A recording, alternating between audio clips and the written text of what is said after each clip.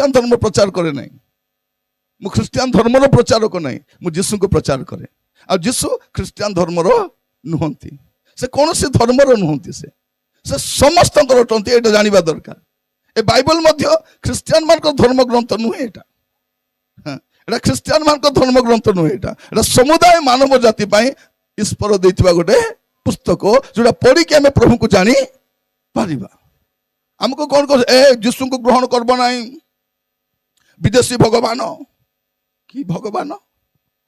ମାଟି ମୁଣ୍ଡା ମାନେ ବୁଝା ନାହିଁ ସୁଝା ନାହିଁ, ବିଦେଶୀ ଭଗବାନ। କୋଉ ବିଦେଶରୁ ଆସିଥିଲେ?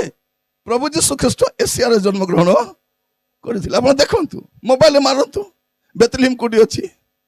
ଏସିଆ ମହାଦେଶରେ ଅଛି। ଏସିଆ ମହାଦେଶ ବୋଲେ କୋଉଟା? ଯୋଉ ମହାଦେଶରେ ଭାରତ ମଧ୍ୟ ଅଛି। ଯୀଶୁ ବିଦେଶରୁ ଆସିନାହାନ୍ତି, ଏସିଆ ମହାଦେଶରୁ ଆସିଥିଲେ। ଆଉ ସେ ତ ସ୍ୱର୍ଗରୁ ଆସିଥିଲେ, କୋଉ ଦେଶରୁ ସେ ଆସି ନାହାନ୍ତି। ମାନବ ରୂପରେ ସେ ଜନ୍ମଗ୍ରହଣ କଲେ ବେଥଲେହେମରେ, କିନ୍ତୁ ସେ କୋଉଠୁ ଆସିଥିଲେ? ସ୍ୱର୍ଗରୁ ଆସିଥିଲେ। ଆଉ